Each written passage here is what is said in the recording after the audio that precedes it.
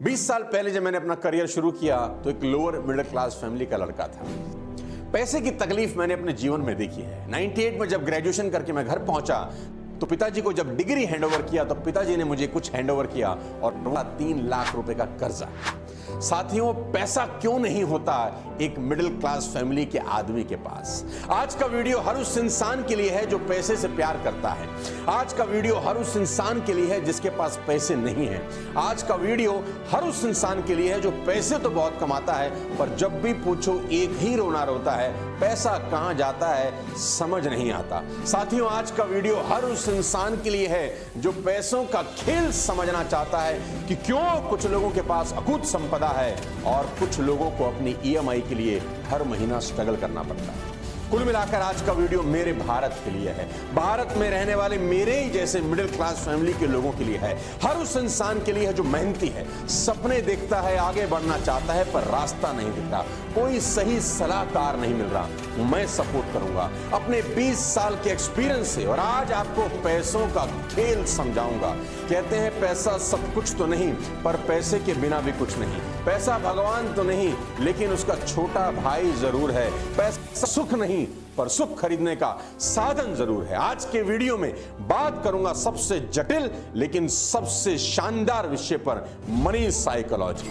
इसलिए इस वीडियो को आखिरी तक देखिए और चैनल को सब्सक्राइब जरूर कर दीजिए। अगर अभी भी नहीं किया तो नीचे घंटी है बजा दीजिए, प्रेस द बेल आइकन। अच्छों को पैसे का खेल समझ नहीं आता क्योंकि किसी स्कूल में किसी यूनिवर्सिटी में पैसे के बारे में पढ़ाया नहीं जाता। साथियों, सबसे बड़ा दिक्कत क्या है इस देश का जानते हैं कि अगर आपको सीए करना है ना तो सीए करने के लिए भारत के अंदर इंस्टीट्यूट है। आप जाइए, एडमिशन लीजिए और आप बन सकते हैं चार्टर्ड अकाउंटेंट। आपको एमबीए करना है तो भारत में एमबीए करने के लिए इंस्टीट्यूट है। अगर आप डॉक्टर बनना है तो आपको डॉक्टरी कराने के लिए इंस्टीट्यूट है। आपको फैशन डिजाइनिंग करनी है तो आपके पास इंस्टीट्यूट है। आपको कुछ भी करना है, देश आपको इंस्टीट्यूट प्रोवाइड करता है। लेकिन तकलीफ यह है कि पैसे का खेल समझने समझाने के लिए कोई इंस्टीट्यूट नहीं। दोस्तों, सबसे बड़ी गलती जो एक आम आदमी, एक मिडिल क्लास फैमिली का आदमी रहा है,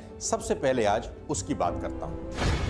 income minus expenses is equal to investment. Income minus expenses is equal to investment. एक फॉर्मूला आपको समझाने की कोशिश करता हूं। इस फॉर्मूले ने हिंदुस्तान की मैक्सिमम आबादी हमेशा के लिए गरीब बना दिया है। जी हां, मैं रिपीट करता हूं। इस फॉर्मूले का इस्तेमाल करके हिंदुस्तान की मैक्सिमम आबादी हमेशा के लिए गरीब हो गई है। क्या है ये?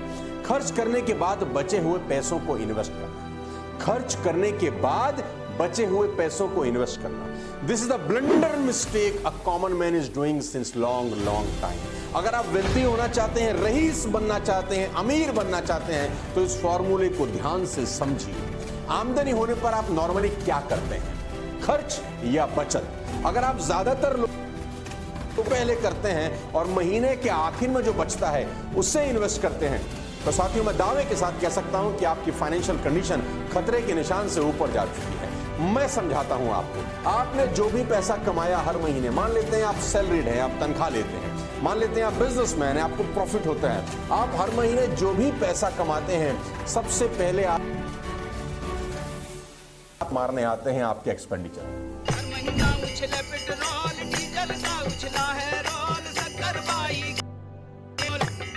कमाई हुई नहीं, सैलरी ट्रांसफर हुई नहीं, अचानक मुंह फाड़े एक्सपेंडिचर सामने आ जाते हैं। सबसे पहले बच्चों की स्कूल फीस, अगर आप शादीशुदा हैं, उसके बाद आपकी कार की ईएमआई, उसके बाद आपके क्रेडिट कार्ड की ईएमआई, उसके बाद आपके इलेक्ट्रिसिटी की बिल, उसके बाद आपकी न जाने कितने सारे खर्चे मुंह फाड़े आपके सामने आ जाते हैं। जैसी 1 तारीख को या 7 तारीख को आपके अकाउंट में सैलरी क्रेडिट होती है। आप अच्छे से इस बात को जानते हैं कि बहुत सारे लोगों से लोन लिया जाता है पिछले महीने कि तनख्वाह आएगी तो भाई मैं तुझको दे दूंगा, और तनख्वाह कर्जे चुकाए जाते हैं। सारे के सारे खर्च करने के बाद आपकी कमाई में से अगर कुछ बच जाता है तो मेरे दोस्त लोग इन्वेस्टमेंट करते हैं।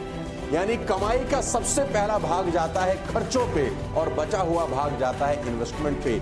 इसीलिए इन्वेस्टमेंट होती ही नहीं है क्योंकि साला यहां पर कुछ बचता ही नहीं है। ये फॉर्मूला आपकी जिंदगी को बर्बाद करने के लिए काफी है। साथियों, आपकी कमाई पर, खून पसीने की गाड़ी कमाई पर सबसे पहला अधिकार खर्चों का नहीं है। आपकी कमाई पर सबसे पहला अधिकार इन्वेस्टमेंट का है। मैं आपको समझाता हूं और एक शानदार फॉर्मूला देता हूं जो आपको जिंदगी में रईस बना सकता है और आपको पैसे की कभी तकलीफ नहीं होगी। अभी आप फॉर्मूला देख रहे हैं जो आप इंप्लीमेंट कर रहे हैं अपनी जिंदगी में कि income minus expenses is equal to investment. Although तो इन्वेस्टमेंट होता ही नहीं है मिडिल क्लास फैमिली के आदमी के अंदर, क्योंकि खर्चा ही सारा खा जाता है, कुछ बचता ही नहीं है, तो इन्वेस्ट कहां से होगा। मैं आपको फॉर्मूला दे रहा हूं, थोड़ा सा चेंज करते हैं कि आपकी जैसे ही सैलरी आई, जैसे ही आपको प्रॉफिट हुआ, कोई भी कमाई हुई, इसका पहला भाग खर्चे के रूप में नहीं, इन्वेस्टमेंट के रूप में इस्तेमाल करना है। कसम खाइए आज के बाद कि आपकी जो भी कमाई है, पहले खर्चे का भुगतान नहीं होगा, पहले इन्वेस्टमेंट होगी। जो बच जाएगा उससे खर्चा करेंगे। थोड़ा टाइट हो जाएंगे, थोड़ी टेंशन हो जाएगी, नो प्रॉब्लम, लेकिन आपकी कमाई पर पहला अधिकार इन्वेस्टमेंट का होना चाहिए, खर्चे का बिल्कुल नहीं। अगर आप पैसों को लेकर अपनी समझ को और बढ़ाना चाहते हैं तो आपको ज्यादा से ज्यादा इस विषय पर पढ़ना होगा। साथियों, आज मैं आपको एक ऐसी किताब के बारे में बताने जा रहा हूं जो आपका पैसों के प्रति नजरिया बिल्कुल बदल के रख देगी, जिसे पढ़कर पैसों के प्रति मेरी समझ और बढ़ गई। जी हां, साइकोलॉजी ऑफ मनी। आपको बता दूं कि 1956 के अंदर एक किताब आई थी जॉन एस क्लार्सन की, रिचेस्ट मैन इन बेबीलोन। मैंने पढ़ी, बेहद शानदार किताब। आज इस किताब को आए करीब 70 वर्ष पे। जॉन एस क्लार्सन ने कहा कि आपको अगर रईस बनना है, पैसों के प्रति आपको कुछ समझ तय करनी है, तो आपको एक काम करना होगा। जॉन एस क्लार्सन ने 10% तक का सुझाव दिया। आपको जान के हैरानी होगी कि 1956 में ही कहा कि आदमी को अपनी आमदनी में से कम 10% बचाना चाहिए, जबकि एवरेज एज उस दौर में 55 साल थी, यानी एक आदमी 55 साल तक ही जीवित रहता था। तब भी वो कहता था कि 10% बचाना चाहिए। आज मेडिकल साइंस ने खूब तरक्की करी और एवरेज एज बढ़कर 80 साल से ऊपर हो चुकी है। इसका मतलब ये है कि पहले लोग अपनी रिटायरमेंट से पहले ही दुनिया छोड़ देते थे, लेकिन आज हालात बदल गए हैं। लोगों की उम्र बढ़ गई है, खर्च बढ़ गया है, रिटायरमेंट के बाद ज्यादा पैसों की जरूरत होती है। आज मैं आपको आपकी जिंदगी का अब तक का सबसे मुश्किल काम करने को कहने वाला हूं। मैं जो कहने वाला हूं उसे सुनकर आपके पसीने निकल सकते हैं, लेकिन मेरा दावा है कि मेरी बात मानकर आपका जीवन बेहद आरामदायक बीतेगा। इसकी मैं 100% गारंटी लेता हूं। मनी मैनेजमेंट का सबसे बड़ा नियम बताने जा रहा हूं 50% का। मनी मैनेजमेंट का सबसे बड़ा नियम बताने जा रहा हूं 50% का। साथियों, 50% का नियम, जी हां, सही सुना आपने, 50% का नियम, यानी आज आप जितना भी कमाते हैं उसमें से 50% आपको बचाना सीखना होगा। जी हां, बहुत बड़ी बात आपसे कर रहा हूं, क्योंकि मेरा मानना है कि बचत की राशि नहीं, प्रतिशत महत्वपूर्ण होता है। आप कहेंगे 50% तो बहुत ज्यादा है, तो मैं कहूंगा जी हां। आप कहेंगे ये तो बहुत मुश्किल है, तो मैं कहूंगा हाँ। मैं फिर भी आपसे कहूंगा कि इसको कर डालिए। मैं आपकी प्रॉब्लम समझता हूं, लेकिन फिर भी मेरा यह मानना है कि आप इसे कम करने की कोशिश ना करें, बस इसे कैसे भी कर दें, कितनी भी तकलीफ हो। मैं हमेशा अपने प्रोग्राम में कहता आया हूं कि आज अनकंफर्टेबल हो जाएं ताकि बाद का जीवन कंफर्टेबल हो जाए, और अगर गलती से साला आज कंफर्टेबल हो गए ना तो बाद का जीवन बहुत अनकंफर्टेबल हो जाएगा। साथियों, आप दो तरह से पैसे बना सकते हैं, ज्यादा कमा के या खर्च कम करके।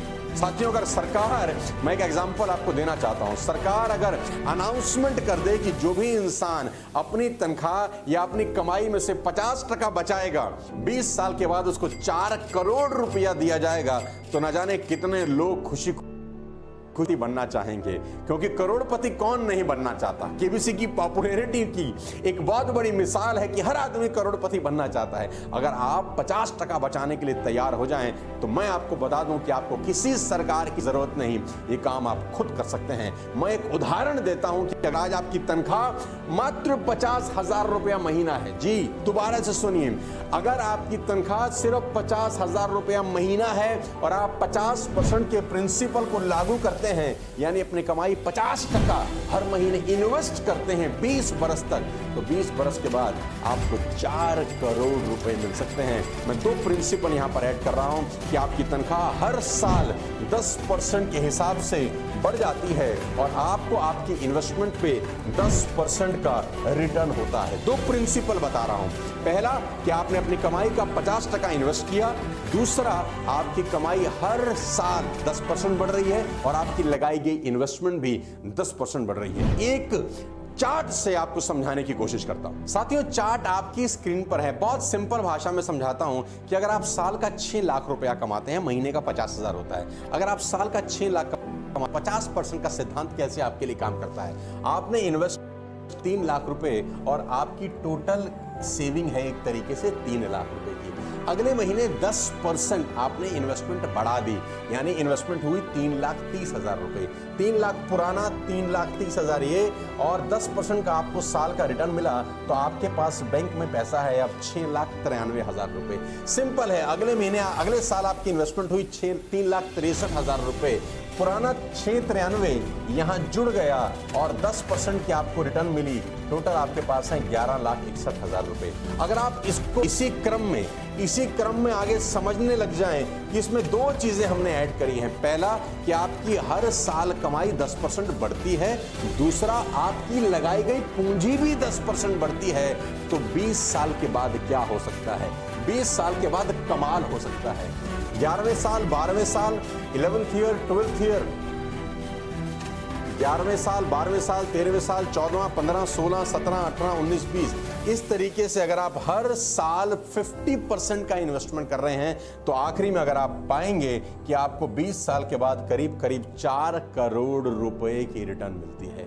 इन्वेस्टमेंट बहुत ज्यादा जरूरी है साथियों। मैं आपको बता दूं कि बहुत सारे लोगों ने इस पूरी दुनिया में बेइंतहा पैसा कमाया। एग्जाम्पल देके इस स्टोरी को खत्म करना चाहता हूं। भारत भूषण बहुत बड़े फिल्म स्टार थे अपने जमाने के अंदर, बेइंतहा पैसा कमाया, बहुत सारी फिल्में, सारी प्रॉपर्टी बनाई, लेकिन खर्च कंट्रोल नहीं कर सके और जिंदगी का आखिरी वक्त मुंबई की किसी चाल में गुजारा। साथियों, लोगों की आमदनी ज्यादा होती है लेकिन नेटवर्थ बहुत कम होता है और लोगों को पता ही नहीं होता कि उनकी नेटवर्थ कितनी है। अगर आप 20 लाख की एसेट्स के मालिक हैं और 19 लाख का लोन है तो आपकी नेटवर्थ सिर्फ 1 लाख रुपए की है। इस बात को हमेशा ध्यान रखें कि आमदनी से आपकी अमीरी का दूर दूर तक कोई संबंध नहीं। नेटवर्थ ही आपकी अमीरी का असली पैमाना है। आपको पता होना चाहिए कि आज आप कितने अमीर हैं। भारत भूषण का उदाहरण मैंने आपको दे दिया साथियों, और मैं आपको एक प्राइम एग्जांपल दूंगा, आपके रोंगटे खड़े हो जाएंगे। और उसकी कहानी है और उस व्यक्ति का नाम है